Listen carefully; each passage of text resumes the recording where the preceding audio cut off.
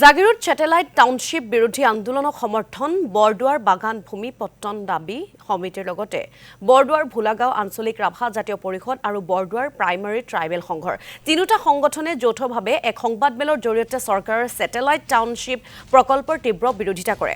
সংগঠনসমূহে কৰা অভিযোগ অনুসৰি জাগিৰোড আৰু পলাশবাৰী অঞ্চলত প্ৰস্তাৱিত স্যাটেলাইট টাউনশ্বিপ প্ৰকল্পৰ ফলতে বহু স্থানীয় আৰু জনজাতীয় লোকৰ ভূমিৰ অধিকাৰ সংকটত পৰিব। তেওঁলোকে কয় এই ভূমিত বহুদিন ধৰি বসবাস কৰি অহা লোকসকলৰ অধিকাৰ সুৰক্ষিত কৰাৰ ক্ষেত্ৰত চৰকাৰে কোনো গুৰুত্ব দিয়া নাই। FRA 2006 আইন অনুসৰি জনজাতীয় আৰু বনবাসী লোকসকলৰ অধিকাৰ নিশ্চিত কৰিব লাগিব। লগতে জনজাতীয় লোকসকলৰ ভূমিত কোনো ধৰণৰ বৃহৎ উন্নয়নমূলক প্ৰকল্প গ্ৰহণ কৰাৰ আগতে স্থানীয় লোকৰ মতামত লোৱাটো বাধ্যতামূলক বুলি সংগঠনসমূহে উল্লেখ কৰে। সংগঠনসমূহে চৰকাৰক দাবী জনাইছে জনজাতীয় এলেকাত স্যাটেলাইট টাউনশ্বিপ নিৰ্মাণৰ সিদ্ধান্ত অনতিপলমে বাতিল কৰাৰ লগতে স্থানীয় লোকৰ ভূমি আৰু অধিকাৰ সম্পূৰ্ণ সুৰক্ষা কৰিব লাগিব। মানে কৈ আছিল যে জনজাতীয় লোকসকলক উচ্ছেদ নকৰোঁ বুলি। এতিয়া কি হ'ল ৰাইজে দেখিলে। এতিয়া মুঠতে জনজাতি এক নহ'লে আমাৰ ভৱিষ্যত প্ৰজন্মক কি দি যাম।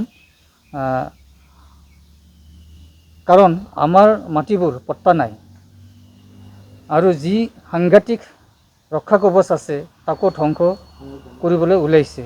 সংবিধানে দিয়া গেৰাণ্টি আমাৰ যি বেল বলকসমূহ তাকো ধ্বংস কৰিব ওলাইছে। সেয়ে আমি জাগিৰোডৰ জনজাতি ভাইসকলৰ আন্দোলনৰ প্ৰতি পূৰ্ণ সমৰ্থন আৰু সহযোগিতা থাকিব। আমি জাগিৰোডৰ তিৱাসকলৰ 47টা বেল বলকৰ লগতে জনজাতিসকলৰ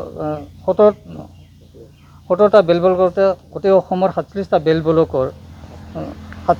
বলকৰ কোনোটোৱে স্যাটেলাইট টাউনশ্বিপ হোৱাটো সমৰ্থন নকৰোঁ। বৰং বনবাসী তথা PGR, VGR, নন কেডাষ্ট্ৰিয়েলত বসবাস কৰা লোকসকলে মাটিৰ প্ৰদান কৰাটো আমি বিচাৰোঁ। গতিকে এই কথাসমূহ যাতে চৰকাৰে গুৰুত্ব সহকাৰে লয়, নহ'লে অনাগত দিনত গোটেই অসমৰ জনজাতিসকল এক হৈ অসমৰ এটা অকল্পনীয় পৰিস্থিতি যে দিশলৈ আগবাঢ়িব এই কথাটো ধৰোঁ আৰু তাৰ কাৰণে আমি জনজাতিসকল দায়ী নহ'ম।